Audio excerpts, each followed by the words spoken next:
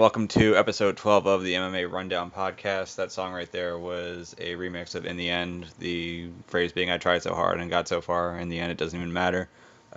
Picked that song in reference to Frankie Edgar. That's one of the topics I'll be talking about. The other topics that we're going to be going over are the Featherweight GOAT debate now that Max Holloway has won again, beaten Frankie Edgar. We're going to talk about Cyborg defeating Felicia Spencer. Talk about the rest of the fights in the card at UFC 240. Talk about Joe Rogan getting some criticism for his coverage of UFC 240. Cyborg, who is very upset. Apparently, she's been holding back a lot while she's been under UFC contract, and now that she fought out the last fight, she's been going off online. So I'm going to talk about that. Determine whether or not she's on point with what she's saying or not. We've got UFC on ESPN coming up in Newark. That's going to be headlined by Colby Covington versus Robbie Lawler. I'm going to talk about that fight. There is also a full fight card there as well, so the rest of the card will be discussed. We've got BJ Penn being booked again. He's going to be fighting Nik Lentz. We have, what do we have? We have Urijah Faber starting a new submission grappling league that'll be on UFC Fight Pass. That's pretty much just a ripoff of Quintet. And then the last topic that I'll be talking about is the idea of Conor fighting Jorge Masvidal and whether Dana White is actually trying to set that up or what's going on with that. I think Chael Sonnen caught on to something pretty clever there, but I'll discuss that later on. Before I get into the first topic, which is the Featherweight GOAT debate, I just wanted to make a couple points of housekeeping. So as I mentioned in the last podcast, number 11, I was bringing back the podcast after about a year and a half. And in the process of doing so, I'm also trying to add it to a bunch of new platforms. So right now, it's in the process of approval for a bunch of them. It's on Google Podcasts right now. It's on Spotify. It should be on Apple Podcasts fairly soon. So if you're looking for the podcast, if it isn't there right now, it will be there fairly soon. But you can also find all the podcasts right now on YouTube. I'm also starting to upload videos onto BitChute, which is a similar site to YouTube. They're smaller than YouTube, obviously, a little bit more independent. They're sort of building up just because there's been a lot of concern about YouTube pushing out some of the smaller voices and trying to focus more on the big corporate voices, and also with them banning a lot of people, not being the most free speech friendly platform. So I figure by getting on BitChute now, if it's a platform that grows, then being an early adopter is a good thing. And if for whatever reason I have any issues on YouTube, I don't know that I expect there to be any, but you never know. That I'm at least hedging my bet in that way. So with that out of the way, let's get into the topic. So let's start off with the Featherweight GOAT debate. And one of the things that I saw a lot was this idea of between Jose Aldo, Conor McGregor, and Max Holloway, who's the greatest featherweight of all time. Before I tell you who I think it is, I think the best way to make this argument, and the best way to make a lot of arguments, is to try to understand everyone's point and then compare them. So what I'm going to do is I'm going to give the argument for why Max Holloway should be the GOAT, the argument for why Jose Aldo should be, and why Conor McGregor should be, and then I'll explain which one I think has the strongest case. So I'll start with Max Holloway, who just got a win over Frankie Edgar at UFC 240. Just to look back at his record in the UFC, I'm just going to go through all the fights that he's had, and he's been around for quite a while. So he made his UFC debut he was 4-0 at this point, which is crazy. It's crazy to think that he made his UFC debut as a 4-0 fighter. Right now he's 21-4, so obviously he's been very active in the UFC, but he lost that fight to Dustin Poirier, then beat Pat Schilling, beat Justin Lawrence, beat Leonard Garcia, lost a couple in a row, a split decision to Dennis Bermudez, which you could argue wasn't exactly the best decision there, lost to Conor McGregor, and then from there just went on a tear. So he beat Will Chope, beat Andre Fili, beat Clay Collard, beat Akira Corsani, beat Cole Miller, beat Cub Swanson, beat Charles Oliveira, beat Jeremy Stevens, beat Ricardo Lamas, Anthony Pettis, Jose Aldo again, Brian Ortega, just lost at lightweight to Dustin Poirier, and then just beat Frankie Edgar.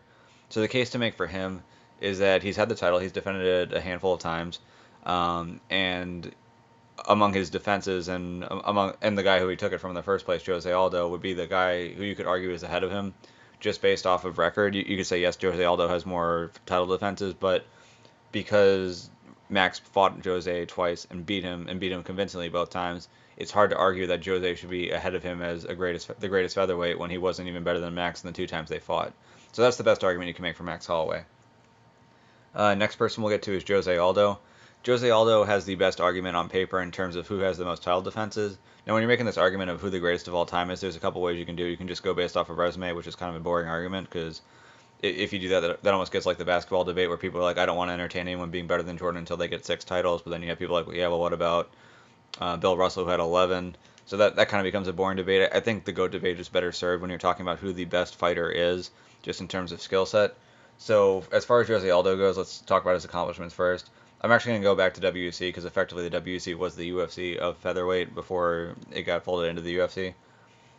So his WEC debut was against Alexander Nogueira, won that fight, beat Jonathan Brookings, beat Rolando Perez, beat Chris Mickle, beat Cub Swanson, beat Mike Brown for the title, beat Urijah Faber, beat Manny Gambirian. Then he went over to the UFC after beating Manny Gambirian, beat Mark Hominick, beat Kenny Florian, beat Chad Mendes, beat Frankie Edgar, beat Chan Sung Jung, beat Ricardo Lamas, beat Chad Mendes, and then lost to Conor McGregor. So if we're going to look at title defenses, if he won the title fight against Mike Brown, so he won the fight against Brown, so it's 1 against Faber, 2 against Gambirian, 3 against Hominick, 4 against Florian, 5 against Mendes, 6 against Edgar, 7 against Jung, 8 against Lamas, 9 against Mendes. So that's a pretty long title run right there with defenses. Then he lost to Conor McGregor, had an interim title fight against Frankie Edgar that he won, but then lost the 2 back-to-back to Max Holloway, beat Jeremy Stevens, beat Renato Moicano, and then just lost to Alexander Volkanovski. So the case to make for Jose Aldo is, for one, he has the best resume on paper in terms of total wins, and then the other argument that you could also make for Jose Aldo is that he fought in a Camp Novo União, which is known for extremely hard sparring. So between the damage he took in his fights, especially the Chad Mendes fight, and the damage that gets taken in sparring, by the time that he finally got to Max Holloway, and if we look at age, that the first fight was in June of 2017, so we're looking at about 2 years ago. So you could say at that point Holloway was younger, he was fresher. At that point, a lot of miles had been put on Jose Aldo, that he's not the same as he used to be. And so, though Max Holloway does have 2 wins over Jose Aldo, he doesn't have 2 wins over a prime Aldo. So the idea would be that, yes, even though Holloway can make that case, Holloway never fought Aldo at his best. So in that way, Aldo should be the GOAT because he has the advantage on paper, and even though Holloway has the edge head-to-head, it wasn't against the best Aldo. The other person who would have a say in this is Conor McGregor. The only say he really has in this is that he's beaten both of those guys and hasn't lost to either of them. So he has a win against Max Holloway and he has a win against Jose Aldo. Just to go through his UFC record before I get a little further on that. He debuted back in April 2013, beat Marcus Brimage, then had that win over Max Holloway, beat Diego Brandao, beat Dustin Poirier, which is a win that looks a lot better right now, beat Dennis Seaver, beat Chad Mendes, beat Jose Aldo, and that was it for him at featherweight. So not a very long run at featherweight. We're looking at, let me see. So we got Brimage, Holloway, Brandao, 7 fights. So he had 7 fights at featherweight. So not the longest run there. The best argument that he has is that the 2 other guys who are considered GOATs, and Jose Aldo and Max Holloway, both have lost to him, and he hasn't lost to any of them. So he's undefeated at featherweight in the UFC, and he's beaten the 2 guys who would be in the GOAT discussion. So that's his case. And to the point that I made before, if the GOAT discussion is based off of who the best fighter was in general, rather than who has the best accomplishments, I think Conor actually does have a decent case to make here. As far as who I think has the best argument there, I think the Aldo argument is a pretty strong one in that on paper he's got the most wins. You definitely could make that argument that he has taken a lot of damage. But to me, the way that Max Holloway beat him, it's not as though... The one thing about the Holloway fight that stood out to me that would make me question how a Holloway versus an older Aldo would have gone is that Aldo wasn't using the leg kicks very often. And I think one of the issues with the way that Aldo throws leg kicks is that he throws them so hard that when they land, and they land effectively, they can do a ton of damage. But if you catch someone on the knee, or if you catch them on the shin, or if you get checked, it's going to just destroy your leg. It's going to do a lot of damage. And I think the reason why he hasn't thrown as many leg kicks recently as he used to in the past is because he's probably messed up his foot pretty bad, whether it be in training or in fights, just throwing leg kicks and either hitting elbows, hitting knees, or just getting checked. So maybe a younger Aldo that was more willing to throw leg kicks would have been more effective against Max Holloway. Holloway likes to box, and you take away his footwork, you can take a lot away from him. So is there a case to be made there? Yes, but with that being said, I think Holloway was also doing a good job with his footwork and not being there to be leg kicked, even if Aldo wanted to use them. So to me, I think that the Holloway that beat Aldo probably still gets over on Aldo in Aldo's prime. So I think that puts Holloway over Aldo. So then it would be between Holloway and Conor. Yes, Conor has the win over Holloway, but I think the Holloway that there is right now is a much better version. Also, if you're looking at a championship fight, you'd be looking at a 5-round fight, not a 3-round fight. And one of the things that I noticed in their first fight is that as the fight went on, and this is a fairly common thing for Max Holloway, Holloway kept getting better. He kept making adjustments, and he was consistently doing better in the striking. So you would imagine that over a long fight, that Max Holloway is going to be in a good position. The only question would be, is Conor able to take him down?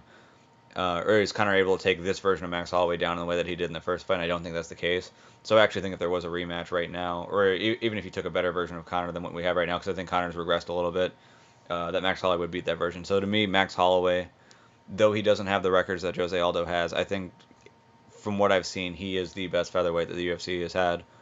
On to the next topic, we have Cris Cyborg defeating Felicia Spencer. This fight, what surprised me a lot about it is the way that a lot of public opinion seemed to be coming in on the idea that Cris Cyborg was going to lose this fight. She was a pretty big favorite, I think about a 6-1 favorite, and the odds ended up whittling her down to a little under a 4-1 favorite. So I put in a good little chunk of money on her and ended up winning some back. To me, and I talked about this in my podcast last week and in the preview of it, I was saying Spencer, she's got very good jiu-jitsu, but I don't even know that it's better than Cyborg's. Her kicking isn't. It's not like the kicks are that powerful. They just kind of come from weird angles, and the boxing is not good at all. And I figured that the boxing would be a big area where Cyborg would exploit that and get a leg up on her, and that's exactly what happened. Now, to my surprise, Felicia Spencer was a lot tougher than I expected. She took a lot of really hard shots and stayed in there. But to me, it's not like Spencer ever looked like she was winning that fight.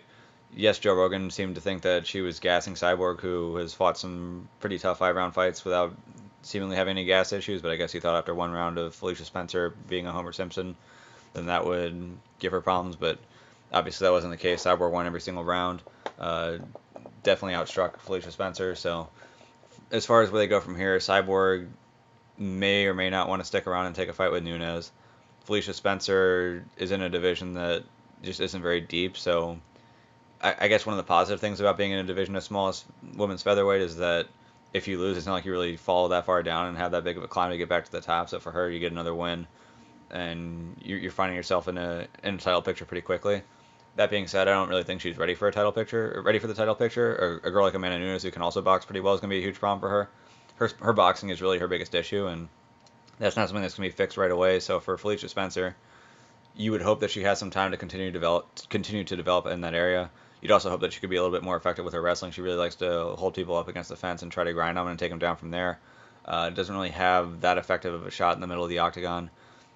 Her fence takedowns could be better. I mean, they've been useful so far in other fights. You got to give her some credit in being able to hold Cyborg against the fence as much as she did, but she wasn't ever able to take her down. And the one time that she pulled her on top of her, Cyborg was able to stay out of danger and land some good punches from top. So as far as what's next for them, I don't know what Cyborg wants. From the way that Cyborg's talking, it doesn't sound like she wants to do business with the UFC anymore. But she does want the Nunes fight, and there's no way of getting the Nunes fight without doing business with the UFC. So maybe she signs a one-fight deal, and I guess as Dana talked about before, if she does sign that one-fight deal, then she's still going to have to fight it out. Or if she does win against Nunes, then she'd have to defend the title. But as far as Cyborg goes, it can get complicated from here. As far as Felicia Spencer goes, it's just a tough spot for her to be in such a shallow division, and that she's not going to have a whole lot of time to really work on her boxing, work on her deficiencies in her game. And with Amanda Nunes being the champion, I don't see her ever getting over on her. I don't see her beating a lot of girls who are much better boxers that can keep the fight standing. So she's got some work to do. It's good to see that she has the toughness that she has, but that's not something you want to rely on. And if you're known for your toughness, sometimes you take a few fights where you're showing your toughness, and then all of a sudden you're not going to have it anymore. We all remember Joey Beltran, who was famous for that in the UFC, where he would just take some brutal beatings, but after a handful of fights, he started getting knocked out pretty quickly. And it's not that he wasn't mentally tough; it's just that his body couldn't put up with it anymore. So for Felicia Spencer, you don't want to have to keep taking beatings like that, because before you know it, you're going to lose that asset, and that's an asset you don't want to lose, especially at the top levels of the game. Next topic would be just to go through the rest of the UFC 240 card. So going down, so we talked about Max Holloway defeating Frankie Edgar. I didn't really get too specific on that fight, but it went about as I expected it to go. So I thought Max Holloway, as I mentioned in the GOAT debate, he tends to be a slow starter. Well, he'll get his reads on you, and then as the fight goes on, then that's really when he starts to make up a bigger gap. That's pretty much what happened in the Edgar fight. I said that Edgar's one way to win here would be to disrupt Holloway's ability to make those reads by actually getting him down early on. He really wasn't successful with the takedowns at all. The one time he did get a takedown is when Max Holloway knocked out his mouthpiece and was trying to go for the finish. And I think that one of the things that the booth missed on that is they thought that Holloway was just being over aggressive there. What Holloway was doing was actually smart, because with Edgar's mouthpiece coming out, the ref was going to wait for a stop in the action to put something in. If Holloway just kind of gives Edgar a space and looks to pick his shots, there's a good chance the ref jumps in and then gives Frankie his mouthpiece back. So in that case, Max had to stay on him because he didn't want to give the ref a chance to stop it and give Frankie his mouthpiece. So he was sort of forced into that position, and that's what ended up leading to Frankie getting the takedown. One of the things that did surprise me, though, is that with Edgar, a lot of times he would get in deep on a single leg, but he wouldn't ever transition off of it. So he'd get on a single, and rather than chain to a double or chain to something else, he would just kind of stick to the idea of like, hey, I got the single, I'm either finishing this or I'm not. and obviously he just wasn't finishing it more often than not. So to me, pretty surprising. 1 for 15 on takedowns for Frankie Edgar against Max Holloway. Holloway's known for having good takedown defense, but I figured that Frankie would be able to be a little bit more effective out in the open. He wasn't, but with that issue being the case, Holloway was able to make his reads on Edgar and outstrike him for most of the fight and ended up winning this fight by unanimous decision. Obviously, Cyborg defeated Spencer. The total strike count, or the significant strike count on this was 122 for Cyborg and 38 for Felicia Spencer. Fight before that was a fight between Jeff Neal and Nico Price. This fight kind of kind of got me good. So I had a 5-leg parlay on this card, and the one fight that I missed was Nico Price versus Jeff Neal. And Nico had a moment early on where it looked like he had Neal stunned, but wasn't able to finish. And Neal got on top in the second round and was able to TKO him from the top of guard. So dominant performance from Jeff Neal after some rough moments early on. Olivier Aubin-Mercier lost a unanimous decision to Armin Saryukin. And then Krzysztof Jotko won a split decision over Marc-Andre Barrios. In the prelims, Viviane Araújo defeated Alexis Davis by unanimous decision. Davis had some decent moments in the middle of that fight, but Araújo was a lot more successful on the feet. Hakeem Dawodu won over Yoshinori Horie. Gavin Tucker with a submission over Sungwoo Choi. And then in the fight of the night, Alexander Pantoja lost to Davison Figueiredo by a score of 30-27 on all three judges' scorecards, although I thought that fight was a little bit closer than what the scorecards would say. But I guess the second round was pretty clearly Figueiredo's because he dropped Pantoja. But the first and third, both of their guys had their moments, but I guess Figueiredo must have had a couple more moments in each round, enough to steal him. And then on the early prelims, there was Jillian Robertson defeating Sarah Frota by TKO with elbows from Mount. And then Eric Koch, in an emotional win, defeated Kyle Stewart. The emotional aspect to it was that he had lost his father prior to this fight, so this was his first fight since then. And for him to be able to get that win, it was obviously a very big moment for him. I think anyone who's lost a parent understands that there's a long process of recovery from that, and getting back to doing what you had done beforehand and being successful in it is definitely a big step and an emotional step. So he was in tears after he won in the post-fight press conference or in the post-fight interview. So really happy for Eric Koch. Good to see him get that win, and hopefully for Kyle Stewart, that's not the end of his run. I think he's 0-2 in the UFC right now, but he has his own interesting story. He's got the big USMC tattoo on his back. Likes to bring out the Marine Corps flag wherever he goes. I think if he can be a little bit more successful, his pride in the military could be an asset for him, especially since he served. But unfortunately for him, he's now 0-2 in the UFC, so hopefully he gets at least one more chance. On to the next topic. So Joe Rogan got into a little bit of hot water. I think a lot of people who listen to the fights, me included, weren't terribly happy with how he called it. There were 3 different instances where people thought that he was way off of base. So I'm going to talk about what those three instances were, and then talk about whether or not I think what he was saying was fair or not. So the first one was this Jillian Robertson versus Sarah Frota fight. And I'll just read the summary off of MMA Mania, which had a post about this, just because they had their own spin on it. So they were saying Jillian Robertson soundly outgrappled Sarah Frota and rode to a second-round TKO victory. The fight lasted about 9 minutes, and Rogan spent a majority of them in a question on the post-fight interview talking about Frota's jiu-jitsu accolades and how special they were. All the while, Robertson was working past the guard and denying submissions with great skill, work that was largely ignored until it ended the bout. So this one, I'm not as harsh on Joe Rogan for as I am on the other two.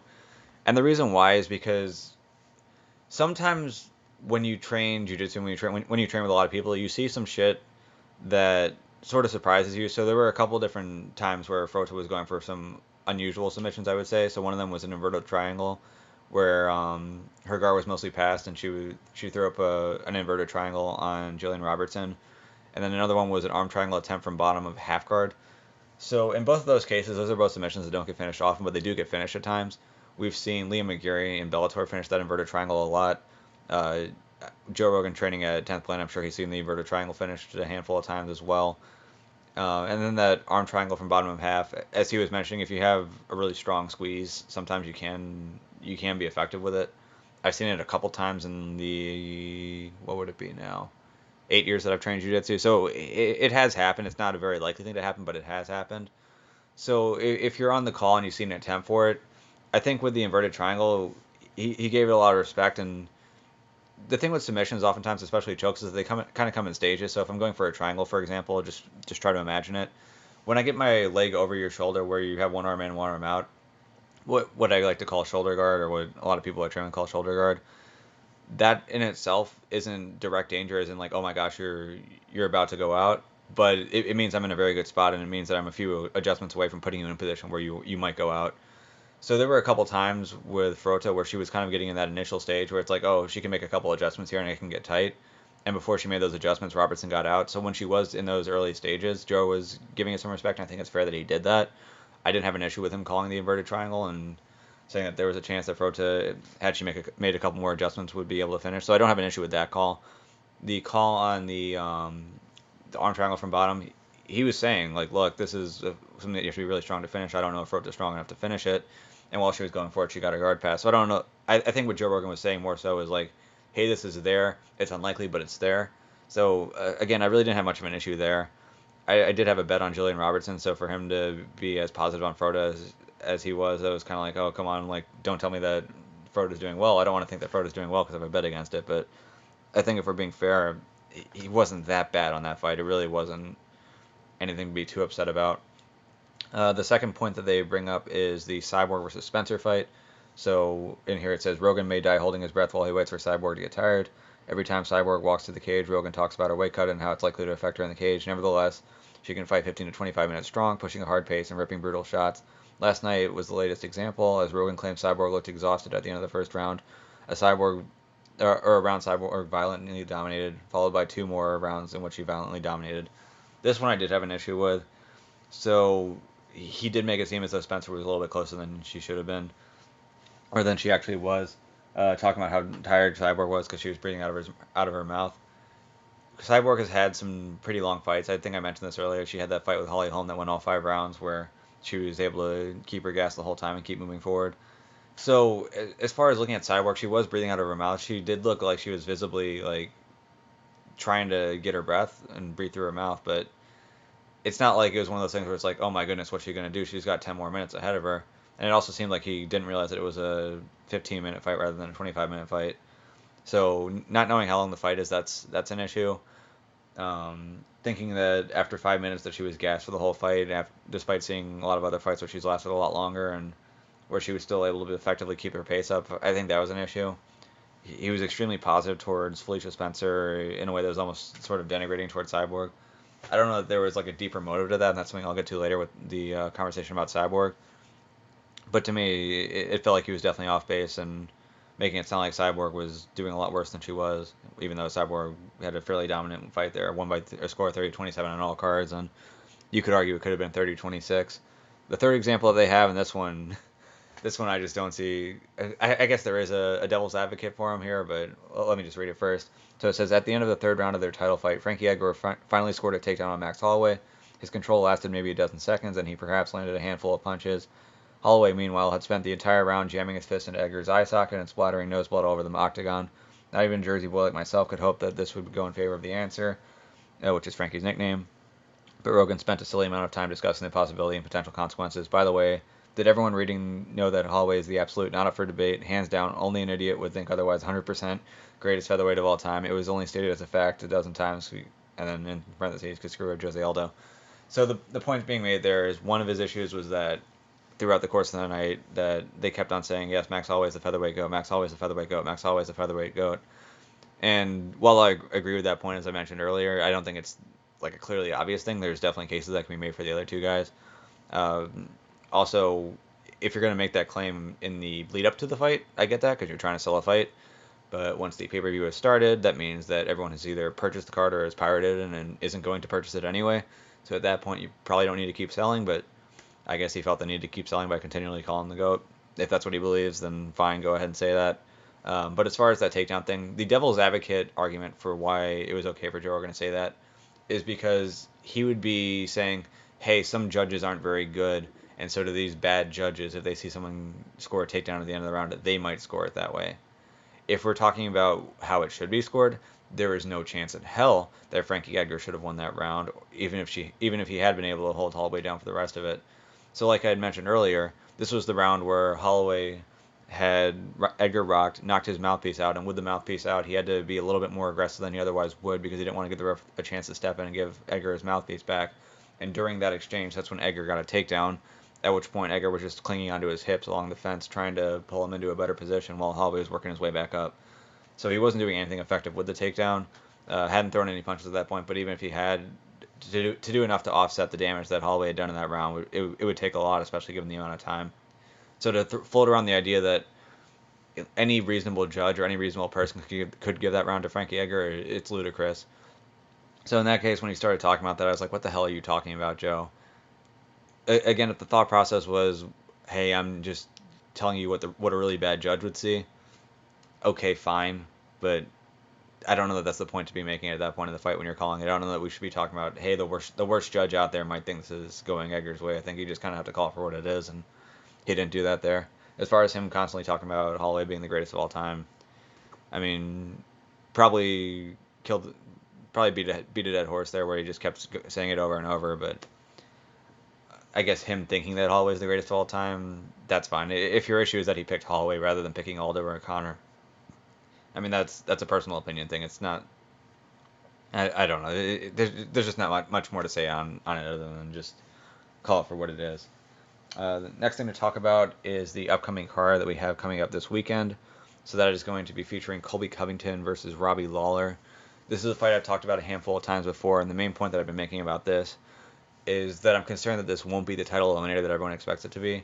And the reason why is that Robbie Lawler is extremely difficult for wrestlers to fight, and even if you beat him, you're probably not going to come out of it unscathed. So if we're going off of this thought that Kamaru Usman is going to be ready by November, and this is a thought that's been thrown around a lot, I don't know how accurate it is, but that's what's being said. That means we've got about a 3-month difference between when this fight ends and then when the next fight would begin. So you'd have to be able to get in a training camp in between then too. So that means if the winner of this fight is going to fight Kamaru Usman and Kamaru Usman is going to fight November, that means the winner of this fight is going to need to be healthy enough to be ready to fight in November. So that means if you're Colby Covington, you have to defeat Robbie Lawler while also not taking enough damage where November is going to be too soon for you. As far as Robbie Lawler goes, I don't see him getting a title fight with a win here, for the main reason being that he lost to Ben Askren. So even if he does beat Colby Covington, then Jorge Masvidal would have the case that he beat Ben Askren, therefore Jorge Masvidal should be ahead of Robbie Lawler. So I think if Robbie Lawler wins this fight, Jorge Masvidal gets the next title shot. If Colby Covington wins this fight and takes the damage that I would expect him to take against a guy like Robbie Lawler, then I still think Jorge Masvidal gets the title fight based on timelines. But if somehow Colby Covington wins this fight and doesn't take a whole lot of damage, well, then Colby Covington does get the next title shot. Now, is that how I expect this fight to go? Not really. Colby isn't the greatest finisher. Generally, when he does finish someone, it's because he just grinds on them for so long that they just sort of wilt away. I don't see him doing that to Robbie Lawler. Lawler's going to be a tough guy to take down and keep down. So on the ground, I don't really see Colby doing enough to really dominate there. Even if he gets it there, it's not like he's going to just dominate him on the ground. He may be able to hold him down for like up to a minute at a time and land some punches in the process, but I don't think he's going to be like passing guard and posturing up and landing serious strikes. I think it's more just going to be trying to control from there. And on the feet, he may be effective in pressing Robbie up against the fence. He may be able to land a lot of shots where Lawler's getting ready and bracing for a takedown attempt and then gets punched over the top. But I don't know that he's going to land anything hard enough to put Robbie on his ass and even finish him. So to me, I think the reasonable expectation of who's going to win this fight would either be Colby by decision or Robbie by TKO, just landing something big while Colby's coming after him. Because Colby does leave some openings. It's just the pressure so much that a lot of people wilt under it. But having trained with Colby, I think Robbie's going to be a little bit better prepared than most are and know what to expect moving forward and know how to pace himself. The co-main event on this card is the kind of fight that you expect to be a co-main event like 10 years ago. It's Jim Miller versus Clay Guida. So Guida's coming off of that win against BJ Penn. Jim Miller has looked decent of late.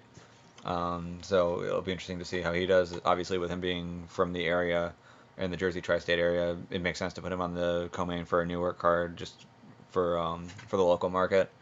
Then we have Joaquim Silva versus Nasrat Haqparast. He is that guy who looks just like Kelvin Gastelum and is considered a pretty elite prospect. So it'll be exciting to watch him. If he is as good as some people think he is, then this might be a really good showcase for him. Then we have Trevin Giles versus Gerald Mearshart. We have Scott Holtzman versus Dong Yun Ma. Just a quick little note about Scott Holtzman that I realized. He's a pretty good lightweight in the UFC. He has a recent loss this year to Nik Lentz, the guy who's fighting BJ Penn. So just keep that in mind. And know that that's what's going to happen when BJ fights Nik Lentz. It's just not great. Then we also have Darko Stosic versus Kennedy and I don't even know how to pronounce his name. He's the Nigerian guy. It's Nzechukwu. Not even going to try it. On the prelims, pretty interesting guy to see. Mickey Gall will be fighting Salim Touhari. So for Mickey Gall, this is his return after that really bad performance against Diego Sanchez. Antonina Shevchenko will be fighting Lucy Pudilova. We have a flyweight fight with Jordan Espinosa and Matt Schnell. That fight should probably be on the main card in terms of the talent and skill of fighters. So that's one you'll definitely want to catch. Lauren Murphy versus Mara Romero Barella. Claudio Silva versus Cole Williams, and Miranda Granger versus Hannah Goldie, who had been on the Contender Series and was that girl who was super jacked and kept on backing up and running away the whole fight, but still managed to land enough punches to win. So I guess they just needed her on short notice, so they put her in. But she actually did not get a contract on the event, even though she won her fight. So as far as fights that have a really big impact in their divisions right now, it's pretty much just the main event, and that fight is between Colby Covington and Robbie Lawler. The other fights are just kind of slow builds for some guys. There are guys who potentially down the road could be bigger stars, like Nasrat has some potential for sure. Kennedy has some potential. Mickey Gall, I don't know that I see a whole lot of potential in him. Obviously, he had the win over CM Punk, but if you look at his skill set, it's not insanely impressive compared to some of the other guys in the UFC. He got in a little bit early just because they needed an opponent for CM Punk. Whoever thought it was a good idea to take white belt CM Punk and put him up against brown belt Mickey Gall, well, we saw how that ended. But with that being the case, at least Mickey showed that he understands the promotional side well enough to get his name out there and to get attention. So that's been enough to keep him around, despite the fact that he's lost a couple fights. So we'll see if Salim is too much for him or not. But outside of that, just if you enjoy watching fights, there's plenty of fights to watch. On to the next topic. As I mentioned before, Nik Lentz, coming off of a recent win over Scott Holtzman, will be fighting BJ Penn, coming off of a recent loss against Clay Guida. This fight doesn't make a whole lot of sense. The argument for it would be that Nik Lentz and BJ Penn have had a beef for a long time. Nik Lentz was brought out as a training partner for BJ Penn. Penn had flown him out to Hawaii, and I guess something that Penn had done while they were out there didn't sit well with Nik Lentz. I think Nik Lentz may have gotten cut or something, and didn't get to stick around for that long, so he was expecting to have a little bit more appreciation from BJ Penn, and he didn't really get it. So he's had a beef with BJ for a while. He's been calling for this fight for a while. You could argue he's been calling for this fight before BJ Penn was considered to be just the absolute mess that he is considered to be right now. So I guess in that way you have a grudge match that he's finally getting. There is a storyline here. Look at all the fights I just read off on the UFC Fight Night card in Newark. How many of those fights have storylines? Not too many. So in this case, the UFC actually has a fight with a storyline that they can actually build off of. So in that way, you can understand that. But BJ Penn has not won a fight in 9 years. Hasn't looked great. He did have a decent start to the fight against Clay Guida in the first round, but I just don't see the reason to make this fight with Nik Lentz if you're expecting anything out of BJ, if you're expecting a competitive fight. I think there's a chance that BJ might be competitive for the first couple of minutes, but this is a 15-minute fight. I don't see him having the drive to train hard enough to be able to keep his gas going long enough to make this a fight where by the end of it you're like, oh, I wonder who won, or wow, BJ might actually get this. So to me, this seems like a fairly easy win for Nik Lentz. It's going to be a win over a past UFC champion for Nik Lentz, so I guess in that way it's going to be pretty cool for him, but what else does it do? I just don't know. Now, there was a question in the post-fight press conference at UFC 240 about this, and Dana White's claim was that BJ just kept hounding him about it, that BJ wanted it really bad, and that BJ had to promise to Dana that this would be his last fight, win or lose. I don't see there being the win scenario, so we don't have to talk about whether or not that'd be the case. Now, granted, if he does win, then you would have to think that BJ's like, hey, look, I just beat Nik Lentz. Nik Lentz just had a recent win over Scott Holtzman. He's still a legit lightweight, so yeah, I can still do it. So I guess if he does get that win, we'll see if Dana really sticks to it. If he does lose, I would hope that Dana sticks to his word and says, hey, look, you're just not going to fight in the UFC again. If you want to fight again, that's going to be your own prerogative, but we're not going to have you fight in the UFC. I thought that was the case after the Clay Guida fight. I thought that was the case after the Ryan Hall fight, but apparently not. So maybe third time's a charm here. We'll see.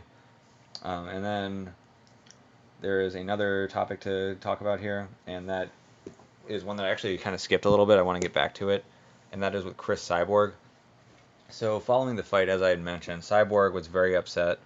She felt as though a lot of people in the UFC had treated her poorly, particularly Dana White and Joe Rogan.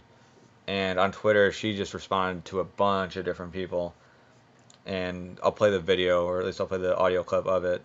with her. Wants to dispute that she didn't look like Vanderlei. Let me get back on that. But basically, her point is that she feels like she's been, in her words, bullied by the UFC, bullied by Dana White, bullied by Joe Rogan. The more recent stuff is where Dana White's saying, I don't think Cyborg wants to fight Nunes. I think Cyborg thinks she's going to lose to Nunes, and therefore I don't blame Cyborg for not wanting to fight Nunes. It's basically, from my understanding, what Dana's trying to do is just go to her into signing with the UFC again, so she can take that fight. But from her end, she's like, hey, you're not promoting me. You're making me sound like a coward. This doesn't make me look good to the fans. So why are you doing it? There's a good argument to be made there.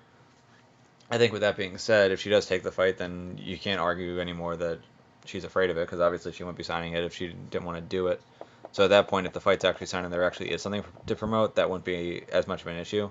So to me, it feels more like he's just kind of goading her right now into signing, and then once she does sign, then be like, oh, well, I guess I was wrong. She actually is interested. Also, Cyborg isn't someone who appears to be a long-term prospect for the UFC.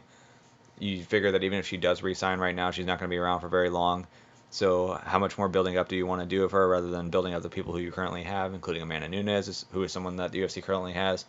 Obviously, if you're going to build one up and tear the other one down, you would want to build up Nunes. Not that you have to tear someone down every single time, but to me, it's not the worst thing ever. I don't think it's necessary, but who knows? I'm not in the negotiations. Maybe he feels that old playground tactic of, oh, she's scared, or he's scared, as you may have heard, that might actually work. So maybe that's what he's doing here. But here's the clip that Cyborg keeps playing on Twitter.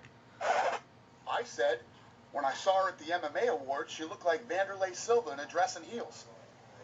And she did. Did she not? Who wants to dispute that she didn't look like Vanderlei? She got up and she was like, walking up the stairs. Do before you have Cyborg have her first fight in the UFC, have Tony roast her. Yeah, that'd be amazing. I don't even know where I'd begin. Where would I start? Probably her dick. She's the only person that cuts weight by chopping off her dick. Yeah, so that's the clip that she keeps playing. So this is her case of saying that she feels like she's been bullied by the UFC this entire time. Both of these things, I don't remember if they were before she had signed or if it had been like right after she had signed, but these were definitely before she had earned the UFC title and had a longer run there. So for her to keep bringing it up right now, obviously it's something that has bothered her for a while.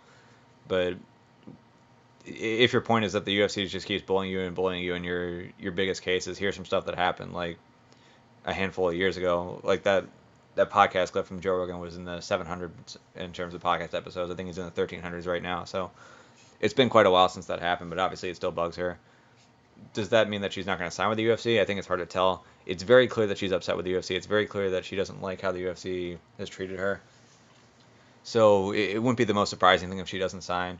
The only thing the UFC really seems to have that interests her right now is that Nunes fight. She did wear that shirt in the post-fight where it said Cyborg versus Nunes 2 coming in January. So at least in that case, you kind of see that the UFC has the pull in that case. But to me, if the UFC is getting her back, it's pretty much just going to be on a one-fight deal. It's going to be for that Nunes fight. I don't think she's going to beat Nunes, so if that fight happens, then that'll pretty much be it. She'll fight Nunes, she'll probably lose, and then from there she'll just go on and fight with whoever else she wants to fight with. But also after she had won that fight, Scott Coker put up a tweet with him and Cyborg posing together. So it seems like there's definitely going to be some interest in Bellator and bringing her over. They have Julia Budd as their champion right now, so that would be a good fight for them, Julia Budd versus Cyborg. So it's not like Cyborg doesn't have any good options outside of the UFC, but she definitely seems to be upset with the UFC. Another thing that she had retweeted, let me see if I can find it. Effectively, it was just a complaint saying that they think that Joe Rogan constantly talking about her gas tank was tied to Dana White, and that it wasn't just him on the spot making an observation, but that rather it was him doing something that he was asked to do by the company to make it sound like Cyborg isn't all that good and to make her look bad. And I guess the idea is if you're the UFC and you don't think she's going to re-sign, then using the opportunity right now to undersell her and make her look bad, in a way you feel like you're depreciating an asset that another company like Bellator is going to pick up.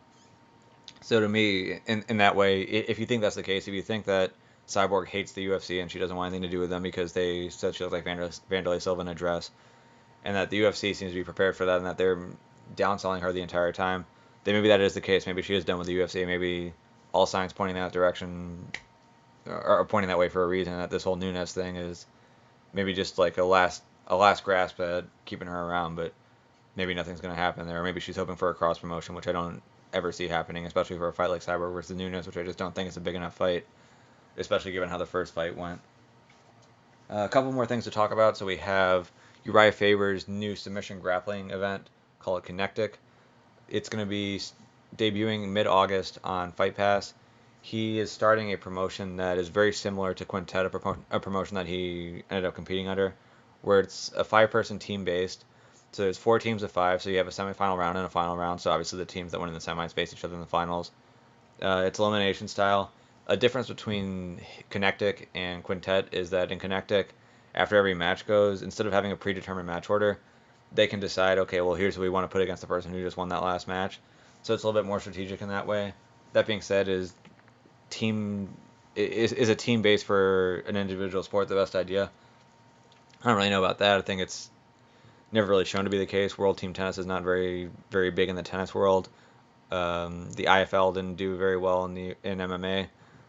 I just don't see, if the idea is that they want to build these 4 teams and like build a brand around them. I don't really see there being any pull in that direction. If they're just going to put on good matches though, and people want to see the good matches, then that's fine. But I don't know that you have to limit yourself to the team concept. It's not like people are really going to be that invested in the teams anyway. But with that being said, there are a lot of very interesting individual names in there. So Chael Sonnen is going to be a team leader in there. Urijah Faber obviously is.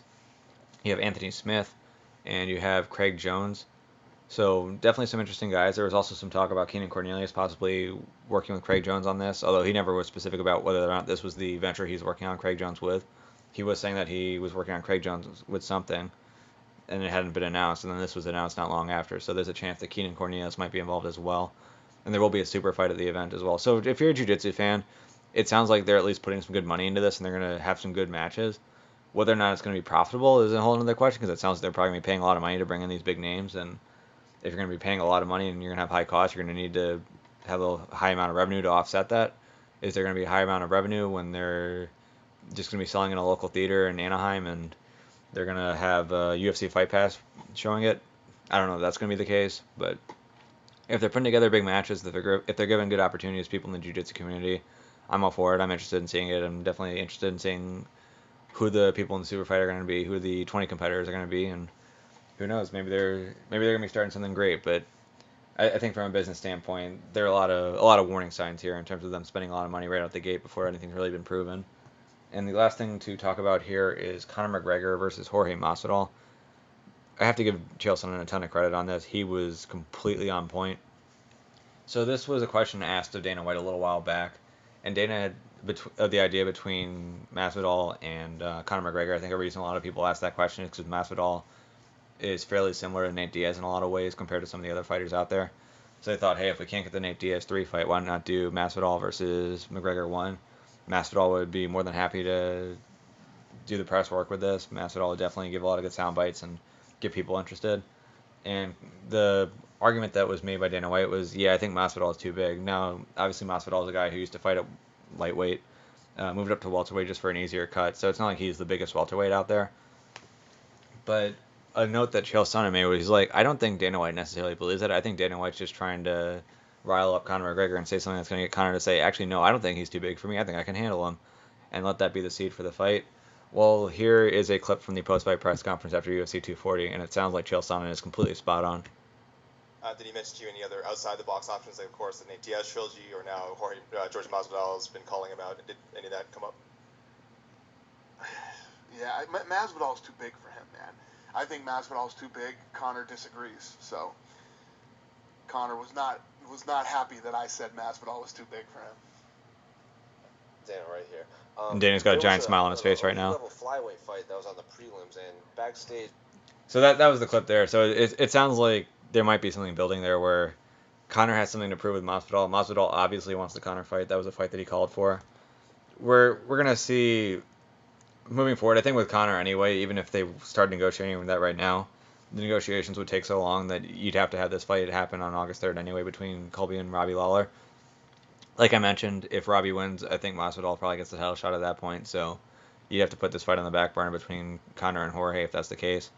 If Colby wins and it's unclear what the medical diagnosis is, I think you're going to kind of have to push it forward still and see if Colby can take the next fight with Usman, or whether you have to put Masvidal in on shorter notice.